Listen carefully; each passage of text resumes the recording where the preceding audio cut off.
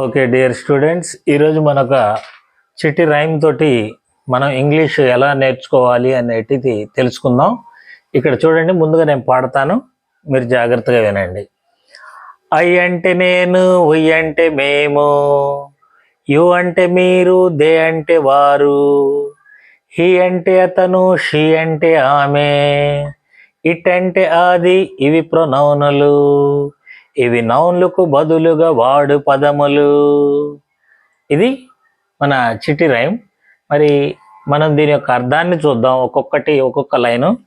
ఇవి ఐ అంటే నేను, ఇంతకు ముందు రైమ్లో కూడా చెప్పుకున్నాం. విష్ రైమ్లో I want to fly, I touch the sky, ఇలాంటి పదాలు చెప్పుకునేటప్పుడు ఐ అంటే నేను అని తెలియజేసుకున్నాం. మొదటి లైన్లో చూశారు కదా.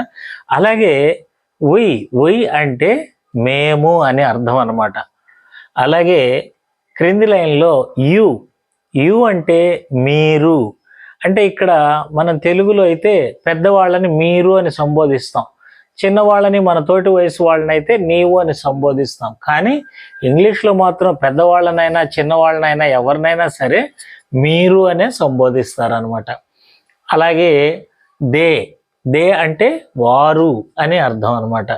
అలాగే హీ అంటే అతను, షీ అంటే ఆమె, ఇట్ అంటే అది.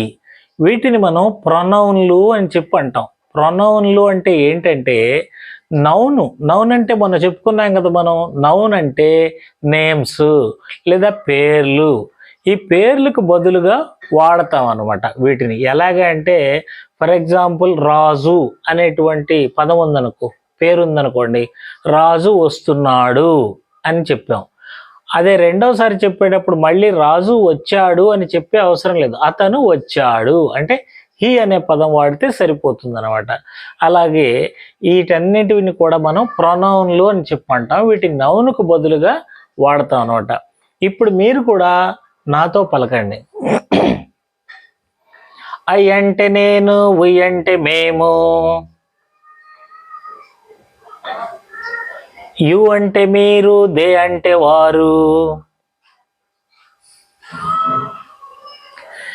హీ అంటే అతను, షీ అంటే ఆమె, ఇట్ అంటే అది, ఇవి ప్రొనౌనులు, ఇవి నౌన్లకు బదులుగా వాడు పదములు. ఇప్పుడు దీన్ని చూస్తూ మనందరం కలిసి వాడదాం. ఐ అంటే నేను, ఉయ్ అంటే మేము, యు అంటే నీవు, దే అంటే వారు.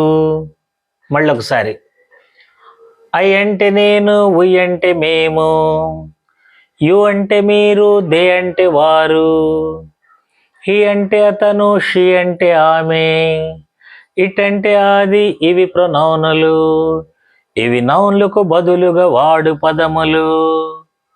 మరి ఇప్పుడు దీని నుంచి మనం ఇంగ్లీష్ కొంచెం ఎలా నేర్చుకుందామని చూద్దాం. రెడీనా? ఓకే, మొన్న మన విష్ రైమ్లో ఏం నేర్చుకున్నామంటే, ఐ రీచ్ అంటే నేను చేరుకుంటాను అనేది మనం తెలుసుకున్నాం కదా. ఐ రీచ్ అంటే నేను చేరుకుంటాను. అలాగే ఇప్పుడు చూడండి, ఐ సింగ్ అనేటువంటిది ఒకటి రాస్తాను. ఐ సింగ్ అంటే ఏంటి అంటే నేను పాడతాను అంటే మనం వీటిని ఒక్కొక్క దాన్ని ఉపయోగించి మనం తెలుసుకుంటాం అనమాట. ఐ సింగ్ నేను పాడతాను. అలాగే రెండవది వచ్చేసి వి సింగ్ అంటే ఏంటి? వి అంటే ఏంటి అక్కడ చెప్పుకున్నాం కదా, మేము పాడతాము. వి సింగ్ అంటే మేము పాడతాము. అలాగే ఇక్కడ చూడండి, తర్వాతది వచ్చేసి యు సింగ్ అంటే మీరు పాడతారు. యు సింగ్ అంటే మీరు పాడతారు. అలాగే తర్వాతది దే సింగ్ అంటే వారు పాడతారు. అలాగే తర్వాత ఇది ఉంది చూసారా, హీ సింగ్, SINGS. ఇక్కడ చూడండి, ఇదొక్కటి కొద్దిగా తేడాగా ఉంటుంది అనమాట. హీ సింగ్స్ అంటే ఎస్ వస్తుంది అనమాట. అంటే మనం ఏదైనా సరే చెప్పాలి అనుకుంటే ఐతో కానీ ఉయితో కానీ యూతో కానీ దేతో కానీ మనం వెర్బ్ చెప్తే సరిపోతుంది. కానీ హీ వచ్చింది అనుకోండి, దాని పక్కన ఎస్ రాయాలి. అలాగే షీ కూడా అంతే. చూడండి ఒకసారి, షీ సింగ్స్, ఆమె పాడతాది. అలాగే ఇట్ సింగ్స్, అది పాడతాది. ఎందుకు ఈ మూడిటికి తేడా ఉంది అని అంటే, ఈ మూడు మాత్రం సపరేట్ అనమాట. మీరు ఏ వెర్బ్ వచ్చినా సరే దాని పక్కన ఎస్ రాయాల్సి ఉంటుంది. ఫర్ ఎగ్జాంపుల్ వీటితోటి మనం కొన్ని వాక్యాలు మనం తయారు చేయొచ్చు. మనకి వెర్బులు అన్నీ తెలుసు కదా, చాలా వెర్బులు తెలుసు. ఏంటి, ఈట్ కానీ డ్రింక్ కానీ, అంటే ఈట్ అంటే తినడము, త్రాగడం అంటే డ్రింక్, ఆడుకోవడం అంటే ప్లే, చదవడం అంటే రీడ్, రాయడం అంటే రైట్, పరిగెత్తడం అంటే రన్. ఇలాగా ప్రతి దానికి మనం వీటిని యాడ్ చేసి చెప్పచ్చు అనమాట ఈ ప్రొనౌన్స్. అంటే ఫర్ ఎగ్జాంపుల్ ఐ ఉందనుకోండి, ఐ రన్, నేను పరిగెత్తుతాను.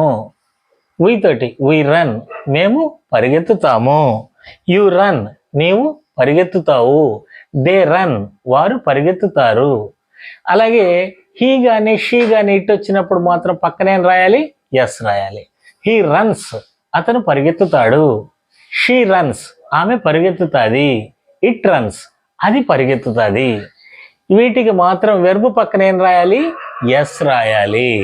అలాగే డ్రింక్ ఉందనుకోండి, ఐ డ్రింక్, నేను త్రాగుతాను. వీ డ్రింక్, మేము తాగుతాము. యూ డ్రింక్, నీవు తాగుతావు. దే డ్రింక్, వారు తాగుతారు.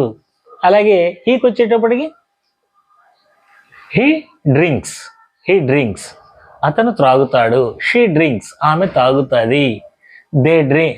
ఇట్ డ్రింక్స్, అది తాగుతుంది. మనం ఏం చేయాలి, వీటితోటి ప్రాక్టీస్ చేయాలన్నమాట. ఒక్కొక్క వెర్బ్ని తీసుకొని ఈ ప్రొనౌన్స్ 7 ఉంటాయి, ఎక్కువే ఉండవు, 7 ఉంటాయి. అయితే ఇక్కడ హీ షీ ఇట్ ఉందనుకోండి, హీ బదులు పేరు కూడా రాసుకోవచ్చు. ఎలా రాయొచ్చు అని అంటే ఒకసారి చూడండి, ఇక్కడ నేను చూపిస్తాను. ఇక్కడ